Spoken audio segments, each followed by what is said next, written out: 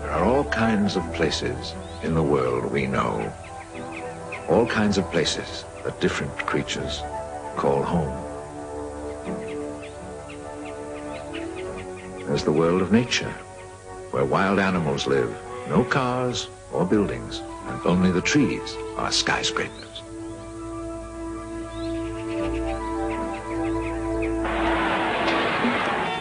Then there's the man-made world of the cities, built of concrete and steel, glass and chrome. Cities are exciting. They're crowded and noisy, with people rushing everywhere. And sometimes they're too crowded and too noisy, with people in too much of a rush.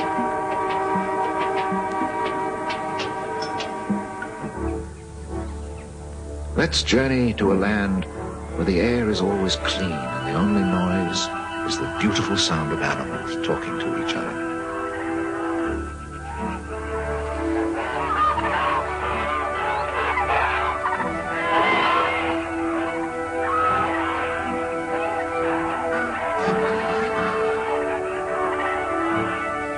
We can't understand what they're saying, but there are some special little beings out there who can. They're called the gnomes. The animals are their neighbors, and their neighborhood is the world.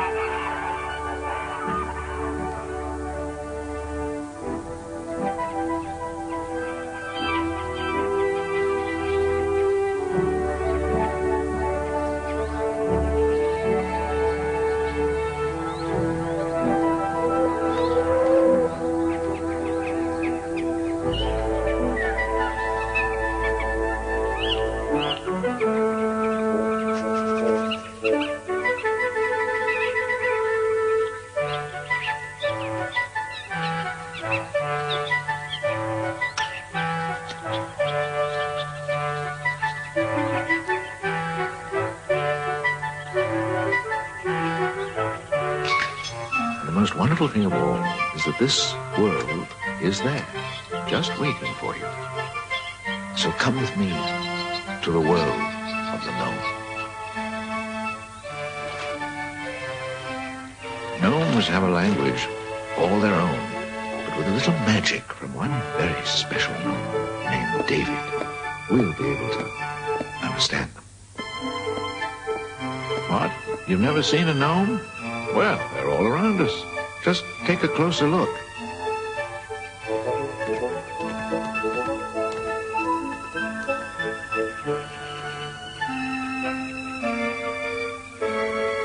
Let me show you a secret world, the stuff that dreams are made of. They're little people with full-sized hearts. There's nothing to be afraid of. You may not see them, but they're right here, up each day at the crack of dawn, hurrying busily all around you, before you get here and after you've gone. Oh, David, you have company calling. I thought so. Send them right in. Welcome. Come in, come in. Don't be shy. We're not very formal here. Yeah. Oh, good evening. I'm David, son of the famous Tim of Uppsala. Welcome to our humble home. I'm glad you were able to make it. You must be really sympathetic to gnomes. Otherwise, you wouldn't be here. This, I know, is the first time you've met us, but we know you humans very well. There's some things I've been meaning to talk to you about. What's the idea of coming into our peaceful forest and blasting away with your noisy guns at every animal you see? And of course, you make the water so dirty the fish can't live in it. And the air so full of smoke, nobody can breathe.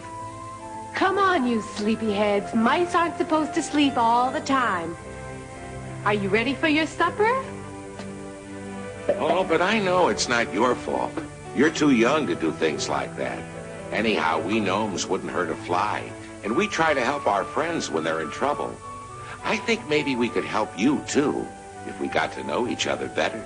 Perhaps some of our love and respect would rub off on you. Love for our fellow creatures, respect for the beautiful planet we share. Yes, that's really why I invited you here today. Isn't it time we got together? Let's try to clean things up a little bit. Here's your towel, David. Thank you. There's several kinds of gnomes. Most of them live in a forest like me, so we're called forest gnomes.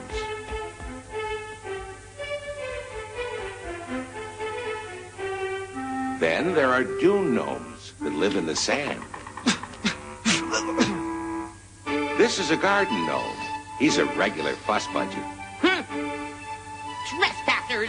This busy gentleman is a house gnome. There aren't many like him. Hello. Goodbye. And lastly, we find my distant cousin, the Siberian gnome. Something of a loner, I'm afraid. You can see what I mean. I wouldn't call him bad-tempered, but he is a little lacking in the social graces. But I'm sure you'd like to know some more about us. We'll start with our weight. I weigh 300 grams. That's about 11 ounces. I usually weigh 250 grams, but lately, say 9 ounces more or less. 15 centimeters high. That's 6 inches, or about as tall as an ice cream cone. Now I want to tell you what our daily life is like. And of course, you have to meet my wonderful family. Oh, just a minute. This charming and efficient housewife, who's 399 years old, and is still to me the most beautiful and enchanting woman in the world, is my wife, Lisa. I don't want to brag, but we do make a handsome couple, don't you think? Our children, Lily and Harold, now they're great-grandparents, and we're great-great-grandparents. Gnomes have children only once, and we always have twins.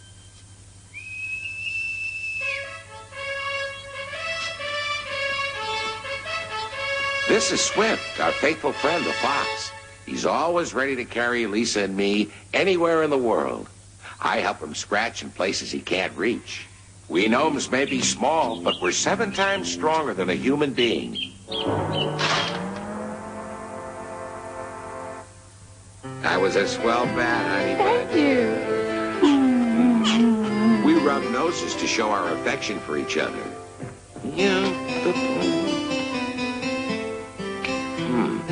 I forgot to clean out the mouse basket. This is our watchman cricket. His name is Corky.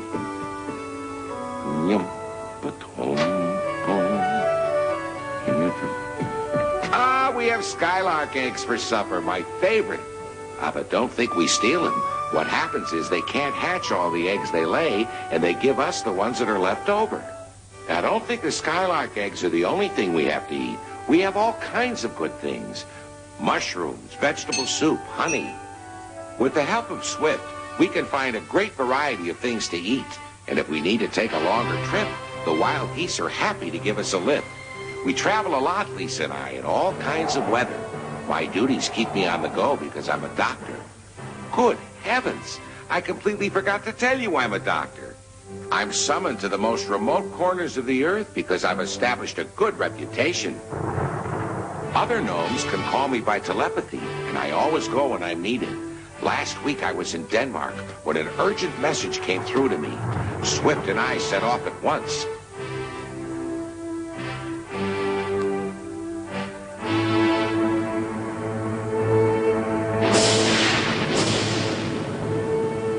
The patient I was hurrying to get to was a goat. She'd accidentally swallowed a jagged piece of wire with her grass and was now in great pain. The poor farmer had no money to pay a veterinarian, and she was his only goat. I was needed desperately.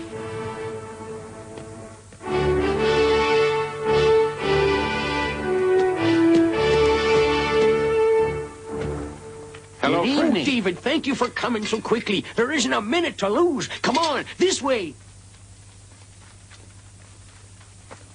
The poor worried farmer was waiting by the door to greet us.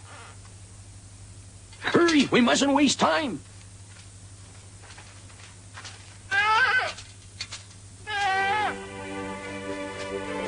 When I saw the poor animal, I realized she was in a very bad state. I decided to hypnotize her immediately. I knew that once she was hypnotized, she wouldn't feel any pain.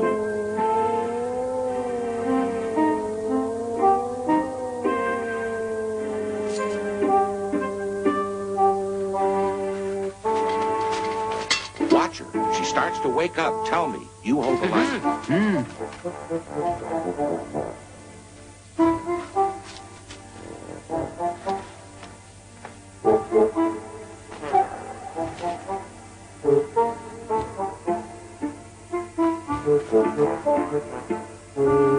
I could tell there was internal bleeding.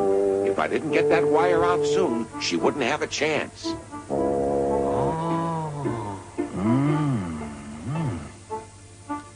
I wanted to be sure of what I was doing. I had to cut just beside where the wire was stuck in order to make the incision as small as possible. Ah, there's the culprit.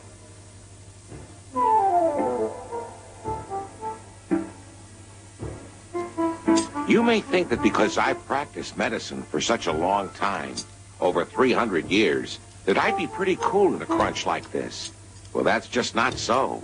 When a life is at stake, I always suffer along with the patient.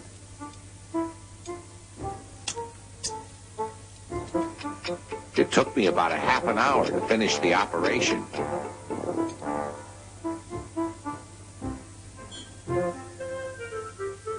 Yeah! He got it out. You can wake up the goat now. That's wonderful. You've done a great job, David. Congratulations. I had managed to save a precious life. That's the greatest satisfaction a doctor can have. Wake up, Phoebe. You're all right now. And watch what you're eating from now on. Congratulations. A wonderful Thank job. you. When the farmer came to comfort his goat, I noticed he had tears in his eyes, tears of happiness. We were all very glad we were able to help him. Goodbye. Goodbye, David. Thank you Safe for journey everything. home. Goodbye. Goodbye, dear friends. Best regards to Lisa. But just when I was about to leave Denmark to come home, I received another urgent message. There'd been a very unfortunate accident. Yes, I remember that, David. It was that poor badger who was in trouble, wasn't it? Exactly. This badger was just out for a stroll when he accidentally ran into a sharp-pointed stick. A splinter got stuck in his eye, and there was some danger he might lose his sight in that eye. So, of course, I set out to help him immediately. A friendly gnome had come to guide me to the ailing badger.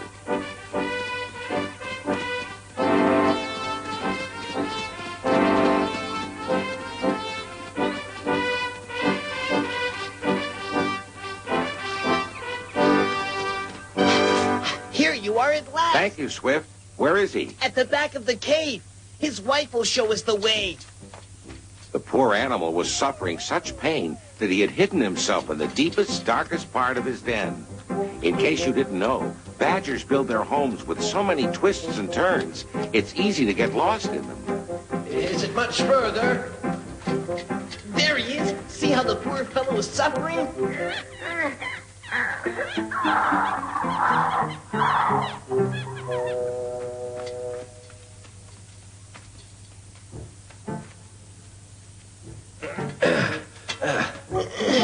Come on. At first glance, the situation looked pretty hopeless.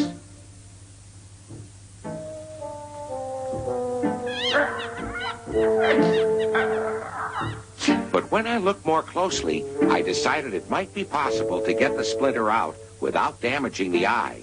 I'm going to operate. I suggested to the badger that acupuncture might be a good idea, and he agreed. Acupuncture is a science we've known about for centuries. We find it very useful. I stuck in the needles at the correct places, and bit by bit my patient drifted off to sleep.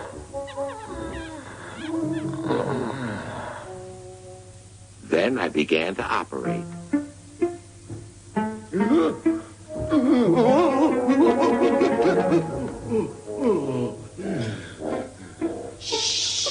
It was a very delicate operation because there was a risk that in taking out the splinter, I might damage the cornea of his eye.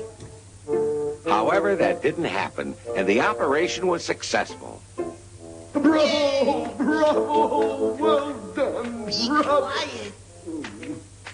Isn't it wonderful? Then I began to sew up the wound very carefully.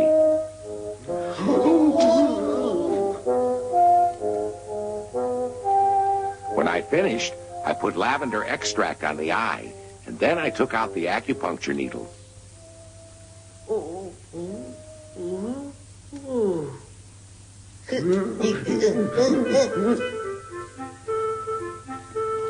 I put on a bandage to keep the eye closed and to ward off any possible infection. Bravo, David. You're a wonderful doctor. Thank you. It was a very delicate operation, but the eye will be saved. I told the badger's wife to keep him indoors for a few days. David, I want to give you something for curing. No, I wouldn't hear of it. There's no better gift than your friendship. Goodbye, David. Goodbye, Goodbye. David. Thank you. Thanks for all your help. Remember us to your beautiful Goodbye. wife. Goodbye. Give my regards I to will, Lisa. I will, and I'll see you soon. For my long journeys, I have several different ways to travel, and always with the help of my friends. For instance, it's always pleasant flying by pheasant. For traveling by water, I can count on an otter. For short trips, I make it a habit to ride on a rabbit. For long trips, Lisa and I usually go by express goose. And in the chilly north, the wolves are kind and helpful, no matter what you humans say. But sometimes traveling can be dangerous because there's some creatures in the forest who really enjoy causing trouble. They're the ugly and nasty trolls.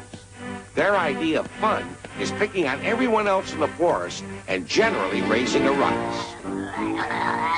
Fortunately, they are also the stupidest creatures in the world, so it's easy to fool them. I know you're there. You can't fool me. You can't get away from me. I'll get you next time. The trolls are smelly and hairy. They have long arms, short legs, and awful table manners.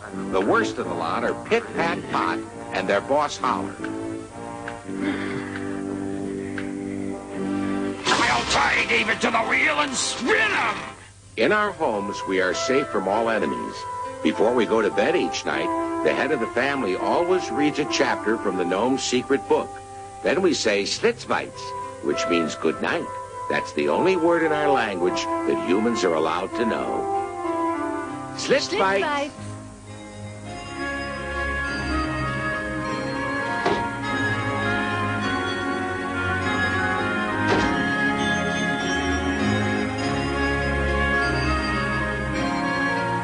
I know you're going away from us now, back to your city homes, leaving behind your newfound friends and the cozy world of the gnomes.